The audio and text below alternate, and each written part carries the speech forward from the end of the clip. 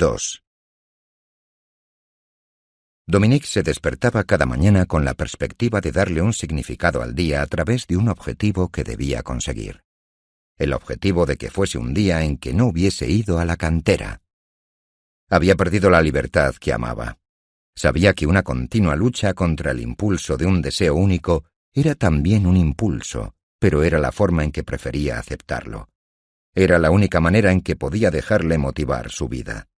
Encontró una oscura satisfacción en ese dolor, porque el dolor provenía de él. Le dio por llamar a unos vecinos que vivían lejos, una familia rica y refinada con la que se había aburrido en Nueva York. No había visitado a nadie en todo el verano. Se mostraron asombrados y encantados de verla. Se sentó entre un grupo de gente distinguida en el borde de una piscina y observaba la atmósfera de irritante elegancia a su alrededor. Notaba la actitud de deferencia de aquellas personas cuando hablaban con ella. Vio su propio reflejo en la piscina. Parecía más exquisitamente austera que cualquiera de ellas. Se estremeció con violencia al pensar en lo que harían aquellas personas si en ese momento le leyeran la mente. Si supieran que estaba pensando en un hombre de la cantera, pensando en su cuerpo con una nítida intimidad, como no se piensa en otro cuerpo más que en el propio.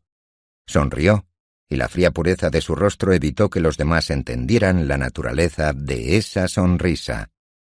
Volvió otra vez a visitar a esa gente, para volver a tener esos pensamientos ante el respeto que le tenían. Una noche uno de los invitados se ofreció a llevarla en coche a casa. Era un ilustre y joven poeta, pálido y delgado. Tenía una boca suave y delicada, y los ojos heridos por todo el universo. Ella no se había percatado de la atención anhelante con que la había observado un largo rato. En el coche, al atardecer, vio cómo él se iba acercando vacilante hacia ella. Oyó su voz susurrando los ruegos e incoherencias que había oído a muchos hombres. Él paró el coche. Sintió los labios de él en su hombro. Dio un respingo y se apartó de él.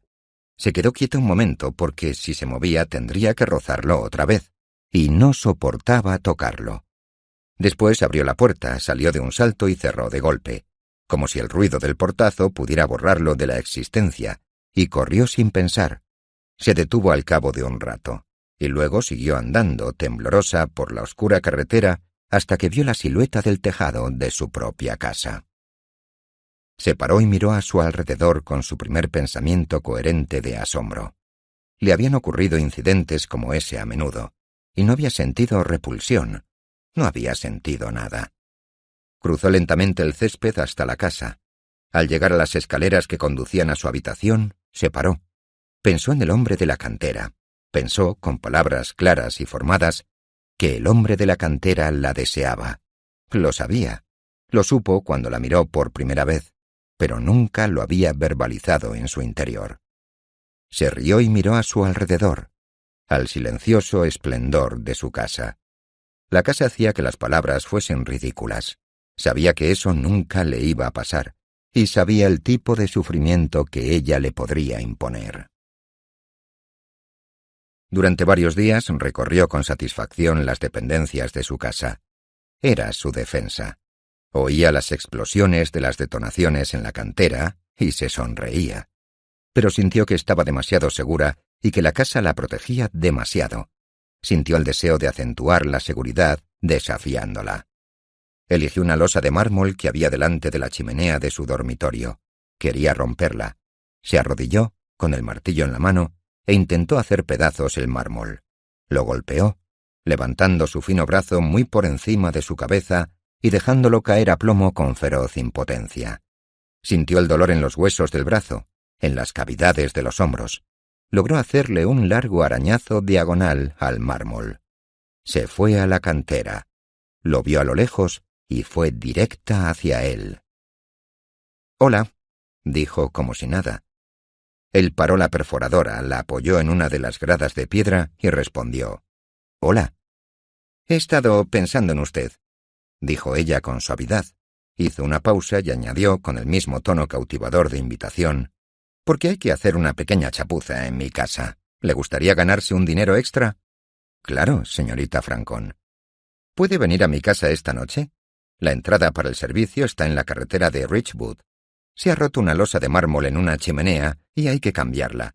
Quiero que la quite y pida que me hagan una nueva». Ella esperaba que él se enfadara y lo rechazara, pero preguntó: «¿A qué hora tengo que ir?» «A las 7. ¿Cuánto le pagan aquí?» 62 centavos por hora. «Estoy segura de que lo vale. Estoy dispuesta a pagarle la misma tarifa. ¿Sabe cómo llegar a mi casa?» «No, señorita Francón». «Pídale a cualquiera del pueblo que le dé las indicaciones». «Sí, señorita Francón».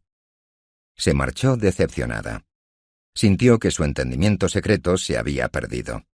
Él había hablado como si fuera un simple trabajo que podría haber ofrecido a cualquier otro obrero.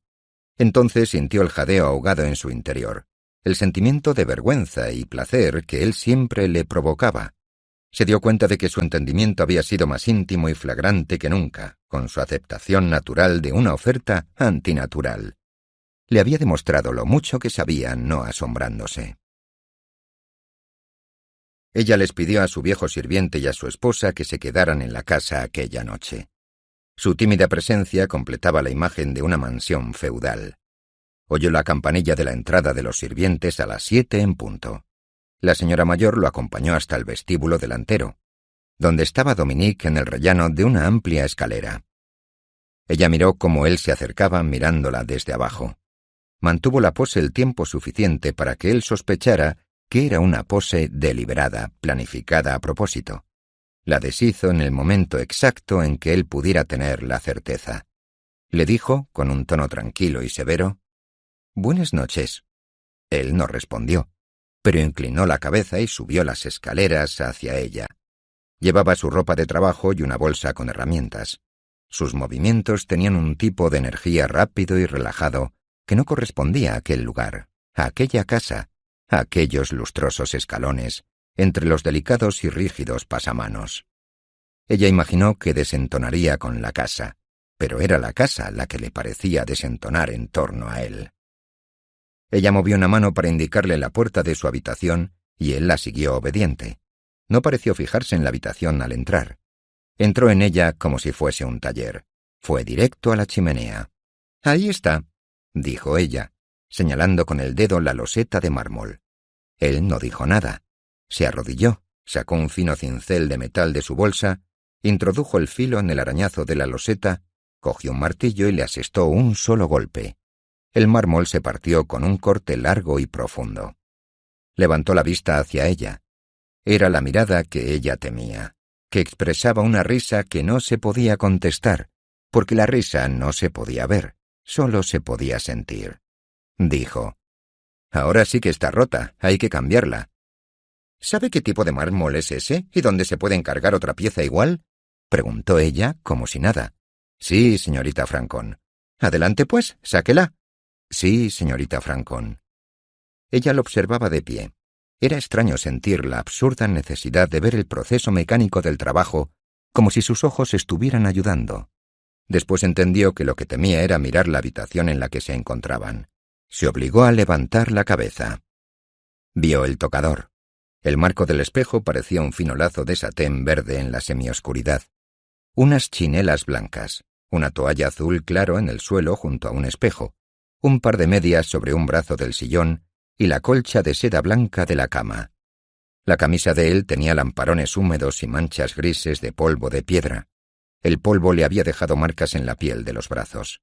Ella sintió como si él hubiese tocado todos los objetos de la habitación, como si el aire fuese una densa piscina, en la que se hubiesen sumergido juntos y el agua que le tocaba transmitiese su contacto a ella y a todos los objetos del dormitorio.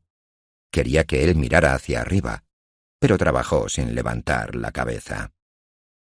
Se acercó a él y se quedó callada a su lado. Nunca se había acercado tanto.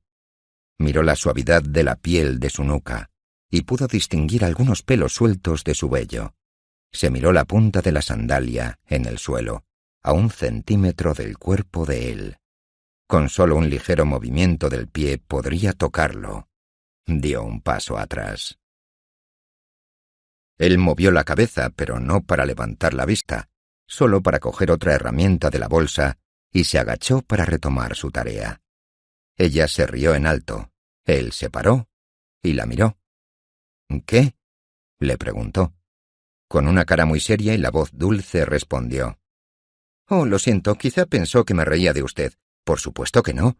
Y añadió. No quería interrumpirlo. Estoy segura de que estará ansioso por acabar y salir de aquí. Quiero decir que debe de estar cansado, como es lógico. Pero por otro lado le pago por horas, así que no pasa nada si estira el tiempo un poco, si quiere ganar algo más. Quizá quiera hablar de alguna cosa. Sí, señorita Francón. Dígame. Creo que esta chimenea es atroz. ¿En serio? La casa la diseñó mi padre. Sí, por supuesto, señorita Francón. No tiene ningún sentido que usted discuta el trabajo de un arquitecto. Ninguno en absoluto. Seguro que podemos elegir cualquier otro tema. Sí, señorita Francón. Se alejó de él. Se sentó en la cama, se echó hacia atrás apoyada en los brazos rectos y cruzó las piernas, tan juntas que parecían una larga línea recta. Su torso encorvado con desgana contradecía la inflexible precisión de sus piernas y la fría severidad de su rostro, la postura de su cuerpo. Él la miró de vez en cuando mientras trabajaba, hablaba con docilidad y dijo: Me aseguraré de conseguir una pieza de mármol de esta exacta calidad, señorita Francón. Es muy importante distinguir entre los distintos tipos de mármol.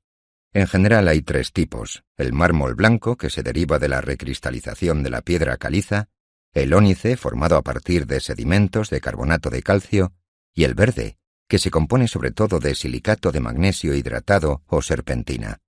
Este último no debe considerarse verdadero mármol. El verdadero mármol es una variedad metamórfica de la piedra caliza, producida por el calor y la presión. La presión es un factor muy potente, produce consecuencias que una vez en marcha no se pueden controlar.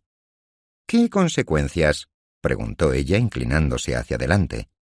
La recristalización de las partículas de la piedra caliza y la infiltración de elementos ajenos al suelo del entorno. Eso es lo que forma las vetas de colores que se encuentran en la mayoría de los mármoles.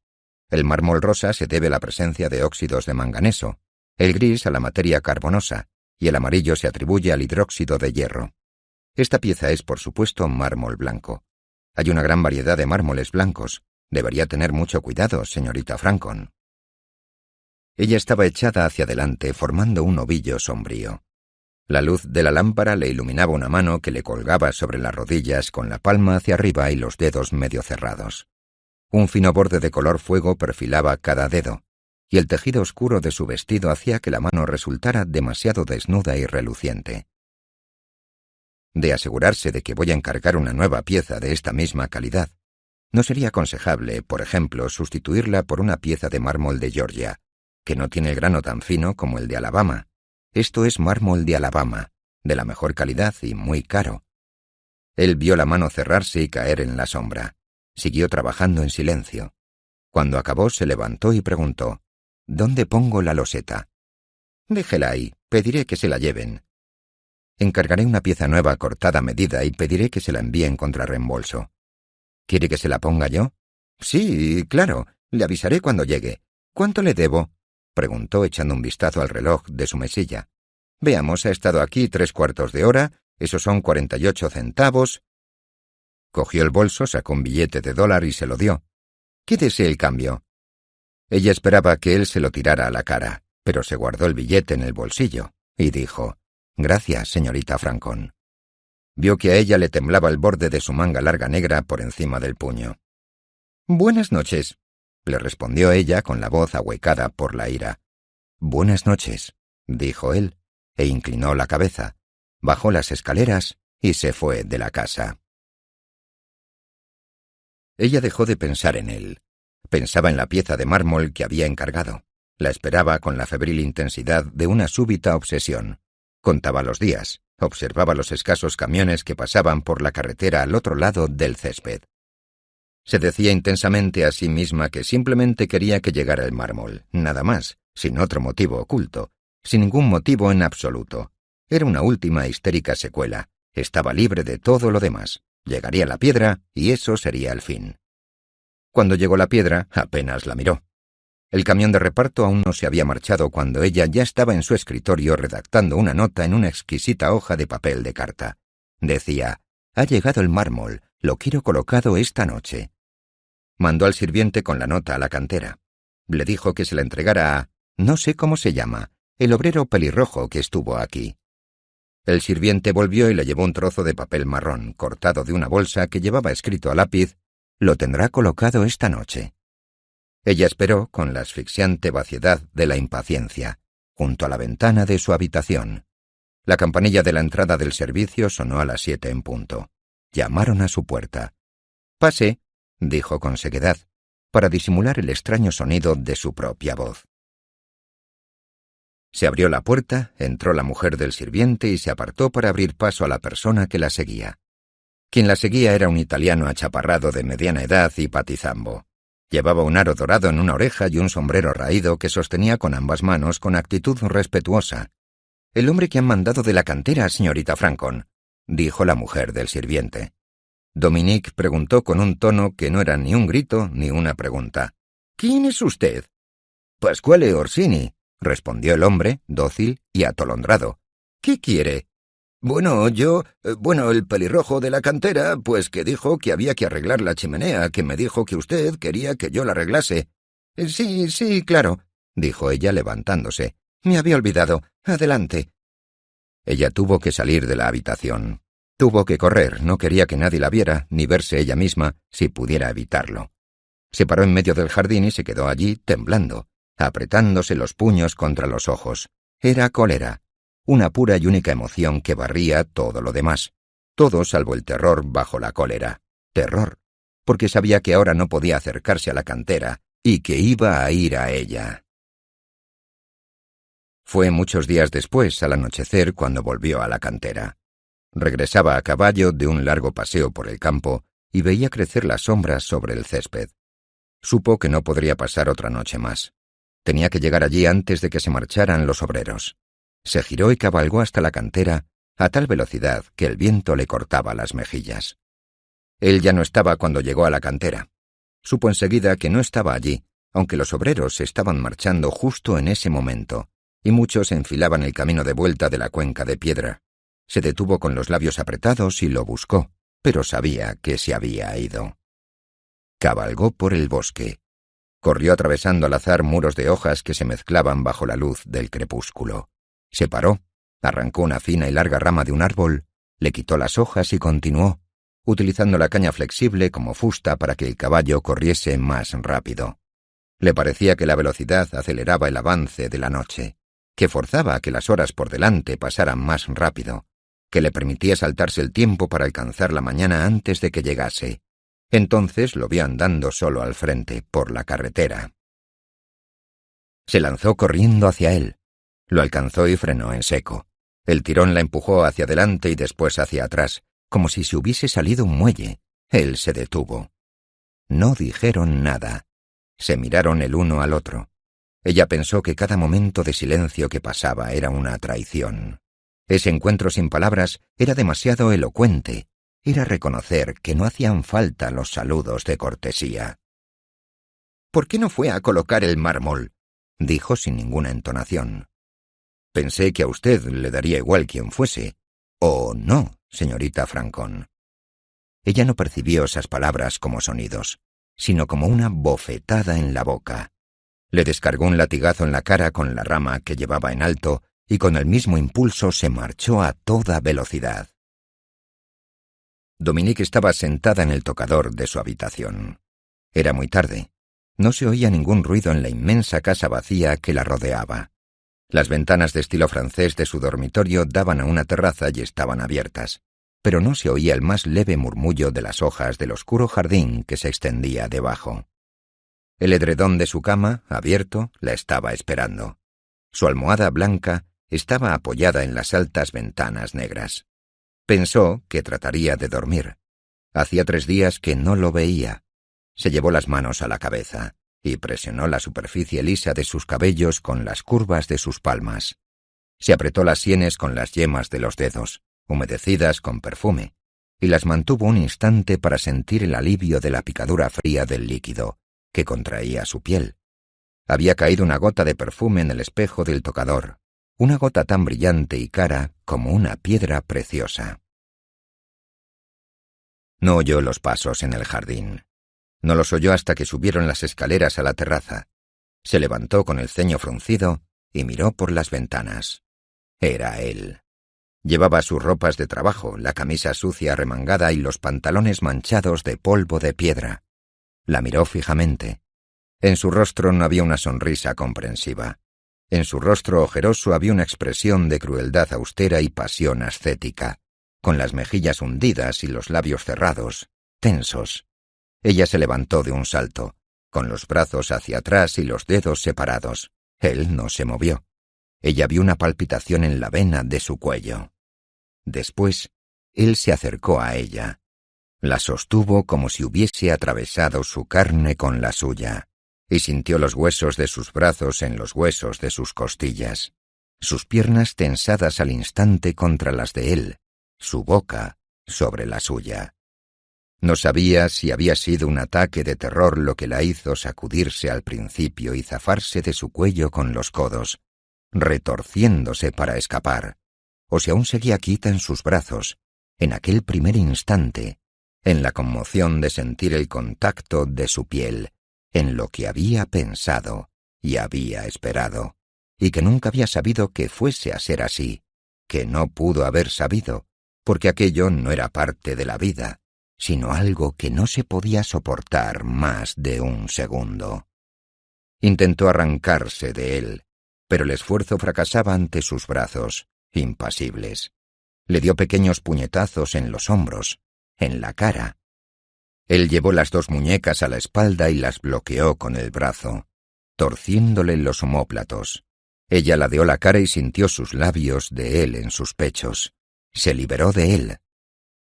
Cayó sobre el tocador y se quedó a gachas, con las manos agarradas al borde de la mesa y los ojos muy abiertos, lívidos y deformados por el terror. Él se estaba riendo, pero sin hacer el gesto ni emitir sonido alguno. Quizá él la había liberado adrede. Estaba de pie con las piernas separadas y los brazos colgados a los lados, para que ella fuese aún más consciente de su cuerpo en la distancia que los separaba que entre sus brazos. Ella miró la puerta a su espalda, y él advirtió un primer amago de movimiento, del simple pensamiento de saltar a aquella puerta. Alargó el brazo sin tocarla y lo dejó caer. Ella empezó a mover ligeramente los hombros para levantarse. Él dio un paso adelante y ella dejó caer los hombros, se acurrucó y se acercó más a la mesa. Él la dejó esperar. Después se acercó. La levantó sin esfuerzo. Ella le hundió los dientes en la mano y los dejó allí. Notó su sangre en la punta de la lengua. Él le tiró de la cabeza hacia atrás y la forzó a juntar su boca abierta contra la suya. Ella se resistió como una fiera, pero no emitió sonido alguno. No pidió socorro. Él devolvía el eco de sus puñetazos con un gemido entrecortado, y ella supo que era un gemido de placer. Alargó la mano hacia la lámpara del tocador, y él se la alejó con un manotazo. El cristal se hizo añicos en la oscuridad. La tumbó en la cama, y ella sintió que la sangre le latía en la garganta, en los ojos el odio y el terror impotente en la sangre. Sintió el odio y las manos de él, que se movían por todo su cuerpo, aquellas manos que partían granito. Luchó en una última convulsión. De repente el dolor se disparó por todo su cuerpo hasta la garganta y chilló. Después yació inmóvil. Era un acto que se podía llevar a cabo con ternura, como un sello de amor, o con desprecio, como un símbolo de humillación y conquista. Podía ser el acto de un amante o el acto de un soldado que violara a una enemiga.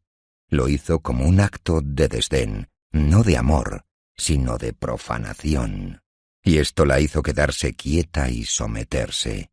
Con un solo gesto de ternura de él, se habría mantenido fría e intacta ante lo que le estaban haciendo a su cuerpo.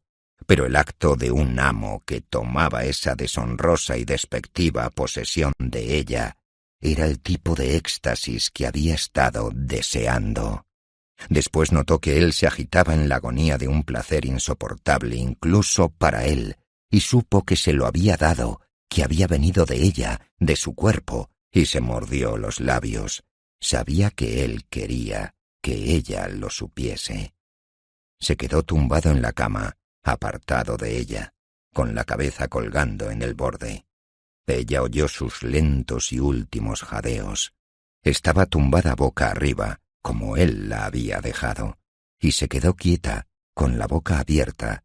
Se sentía vacía, ligera y plana. Vio que él se levantaba y su silueta recortada dibujada en la ventana. Se fue sin decir una palabra, ni mirarla. Ella era consciente, pero no le importó. Escuchó impasible cómo se alejaban sus pasos por el jardín. No se movió en un largo rato. Después empezó a mover la lengua con la boca abierta. Oyó un ruido en su interior. Era el sonido sediento, breve y nauseabundo de un sollozo, pero no estaba llorando. Sus ojos estaban abiertos, inmóviles, secos. El sonido se convirtió en movimiento, en una sacudida que le bajó de la garganta al estómago. Eso la hizo incorporarse, y se puso de pie con dificultades, encorvada y apretándose el estómago con los antebrazos. Oyó temblar la mesilla en la oscuridad, y la miró, preguntándose perpleja por qué se movía una mesa sin motivo. Después comprendió que era ella la que temblaba. No estaba asustada. Le parecía absurdo temblar así, con sacudidas breves y aisladas, como un hipo silencioso. Pensó que necesitaba darse un baño. Era una necesidad irresistible, como si lo hubiera sentido durante mucho tiempo. Nada importaba. Con tal de poder darse un baño, se arrastró poco a poco hacia la puerta de su cuarto de baño. Encendió la luz del baño y se vio en un espejo de cuerpo entero. Vio los cardenales en su cuerpo, junto a su boca. Oyó un gemido amortiguado en su interior, no muy alto. No fue la visión, sino el repentino destello de consciencia. Supo que no quería darse un baño. Supo que quería seguir sintiendo su cuerpo, las marcas de su cuerpo en el suyo. Y supo también qué implicaba ese deseo. Cayó de rodillas y se agarró al borde de la bañera. No pudo lograr arrastrarse por encima de ese borde. Se le resbalaron las manos y se quedó quieta en el suelo. Sentía los azulejos duros y fríos bajo su cuerpo. Se quedó tumbada allí hasta el amanecer. Rourke se despertó por la mañana y pensó que la noche anterior había supuesto un objetivo alcanzado, como una parada del movimiento de su vida. Él seguía adelante para llegar a esas paradas, como cuando recorría la casa de Heller en obras, como la noche anterior. De algún modo tácito, la noche anterior había sido para él lo mismo que aquella casa, por una especie de reacción en su interior, por lo que daba a su conciencia vital. Ambos se habían unido en un entendimiento que iba más allá de la violencia, más allá de la deliberada obscenidad de sus actos. Si ello hubiese significado menos para él, no la habría tomado como lo hizo. Si él hubiese significado menos para ella, ella no se habría resistido con tanta desesperación. La irrepetible exultación se debía a que los dos lo habían entendido. Fue a la cantera y trabajó como de costumbre. Ella no fue a la cantera, y él no esperaba que fuera. Pero el recuerdo de ella persistía, y él contempló eso con curiosidad. Era extraño ser consciente de la existencia de otra persona, sentirla como una necesidad cercana, imperiosa, una necesidad sin calificativos, ni agradable ni dolorosa, solo terminante como un ultimátum. Era importante saber que ella existía en el mundo. Era importante pensar en ella, en cómo se habría despertado aquella mañana, en cómo se movía con aquel cuerpo que aún era de él, ahora suyo para siempre, y en qué pensaba. Aquella noche, durante la cena en la cocina llena de hollín, abrió un periódico y vio el nombre de Roger Enright en el texto de una columna de cotilleos. Leyó el breve párrafo. Al parecer, otro gran proyecto va camino de la papelera. Roger Enright, el rey del petróleo, no va a conseguirlo esta vez. Tendrá que poner fin a su última quimera de tener una casa Enright. Problemas con los arquitectos, nos cuentan. Al parecer, el insatisfecho señor Enright le ha indicado la puerta a media docena de grandes arquitectos, todos de primera categoría. Rourke sintió el retorcimiento que había tratado de combatir tantas veces, que había intentado que no le doliera demasiado, el retorcimiento de impotencia ante la visión de lo que él podría hacer, de lo que habría sido posible y estaba vetado para él. Después, por ningún motivo concreto, pensó en Dominique Francon. Ella no guardaba ninguna relación con las demás cosas que tenía en la cabeza. Le sorprendía que pudiera seguir ahí, incluso en medio de esas cosas. Pasó una semana. Entonces, una noche se encontró una carta que le estaba esperando en casa. Se la habían reenviado desde su antigua oficina a su última dirección en Nueva York, y de allí a Mike, que se la mandó a Connecticut. La dirección impresa en el sobre de una compañía petrolera no le decía nada. Abrió la carta. Decía: «Estimado señor Rourke, llevo algún tiempo intentando ponerme en contacto con usted, pero no he sido capaz de localizarlo. Por favor, comuníquese conmigo en cuanto le sea oportuno. Quisiera hablar con usted sobre mi propuesta de casa Enright, si es que es usted el hombre que construyó los almacenes Fargo. Saludos cordiales, Roger Enright». Al cabo de media hora, Rourke estaba en el tren. Cuando el tren se puso en marcha, se acordó de Dominique y de que la estaba dejando atrás. Ese pensamiento parecía lejano e irrelevante. Le sorprendía que siguiese pensando en ella, incluso en ese momento. Ella podía aceptarlo, pensó Dominique, y llegar a olvidar con el tiempo todo lo que le había pasado, excepto un recuerdo, que había encontrado el placer en lo que había ocurrido, que él lo sabía, y aún más, que él lo sabía antes de ir a verla, y que no había ido allí más que por esa razón. Ella no le había dado la única respuesta que la habría salvado, una respuesta de simple repulsión. Ella había sentido gozo en esa repulsión, en su terror y en la fuerza de él. Esa era la degradación que siempre quiso, y lo odiaba por ello. Una mañana se encontró una carta esperándola en la bandeja del desayuno. Era de Alba Scarrett. «Cuando vuelves, Dominique, no tengo palabras para expresarte cuánto te echamos de menos aquí. No eres una persona que resulte cómoda tener cerca, en realidad, te temo, pero también podría inflarte el ego un poco más en la distancia y confesarte que todos te estamos esperando impacientes. Será como el regreso al hogar de una emperatriz». La leyó y sonrió. Si lo supiera, toda esa gente, esa vieja vida y esa reverencia sobrecogida ante su persona, que me han violado, que me ha violado un rufián peligroso de una cantera, a mí, Dominique Francon. En medio de su virulento sentimiento de humillación, las palabras le daban el mismo tipo de placer que había sentido en sus brazos. Pensó en cuando paseaba por el campo, en la gente que se inclinaba a su paso en la carretera, ante la hacendada de la ciudad. Quería chillarlo y que todos lo oyeran. No era consciente de los días que habían pasado. Se sentía satisfecha en ese extraño distanciamiento, a solas con las palabras que no dejaba de repetirse a sí misma. Entonces, una mañana, de pie en el jardín, se dio cuenta de que había pasado una semana y que no lo había visto desde entonces. Se giró y cruzó a toda prisa el jardín. Iba a ir a la cantera. Anduvo los kilómetros que había hasta la cantera, por la carretera, sin cubrirse la cabeza bajo el sol. No se dio prisa, no era necesario darse prisa, era inevitable verlo otra vez. La necesidad era demasiado grande para llamarla a propósito. Después, había otras cosas odiosas, cosas importantes que tenía que hacer, que le pasaban vagamente por la cabeza, pero primero, por encima de todo, una sola cosa: volver a verlo. Llegó a la cantera y echó un lento y cuidadoso vistazo a su alrededor. Fue en vano, porque la enormidad de lo que vio no podía penetrar su cerebro. Supo de inmediato que no estaba allí. Estaban trabajando a destajo. El sol estaba muy alto en el momento más ajetreado del día, y no había ni un solo hombre ocioso a la vista, pero él no estaba entre ellos. Se quedó allí esperando, paralizada, un largo rato.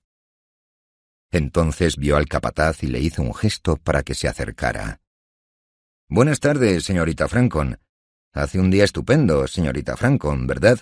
Como si estuviésemos en pleno verano otra vez. Y eso que el otoño no está lejos. Sí, se acerca el otoño. Mire las hojas, señorita Francon». «Tenían a un hombre aquí, un hombre con el pelo naranja, muy claro. ¿Dónde está?», preguntó ella. «Ah, sí, ese. Se ha ido». «¿Qué se ha ido?». «Lo dejó, se marchó a Nueva York, creo. Muy de repente, además». «¿Cuándo? ¿Hace una semana?». «¿Qué va? No, justo ayer». «¿Quién?». Entonces se calló. Iba a preguntar quién era, pero en su lugar preguntó: ¿Quién estuvo trabajando aquí anoche hasta tan tarde? Oí explosiones. Eso era para un pedido especial para el edificio del señor Francon. El edificio Cosmo Slotnick, ya sabe, un trabajo urgente. Sí, entiendo. Siento la molestia, señorita Francon. Oh, no, en absoluto. Ella se alejó. No iba a preguntar cómo se llamaba. Era su última oportunidad para ser libre. Anduvo deprisa, cómoda, con un repentino alivio. Se preguntaba por qué nunca había reparado en que no sabía cómo se llamaba y por qué nunca se lo había preguntado. Tal vez porque supo todo lo que tenía que saber sobre él con aquella primera mirada. Pensó en que no era posible encontrar a un obrero anónimo en la ciudad de Nueva York. Estaba a salvo. Si hubiese sabido cómo se llamaba, estaría ya de camino a Nueva York. El futuro era sencillo. No tenía nada que hacer, salvo no averiguar jamás su nombre. Eso le daba un respiro. Tenía una oportunidad para resistirse y acabaría con ello, o ello acabaría con ella. En ese caso, averiguaría su nombre.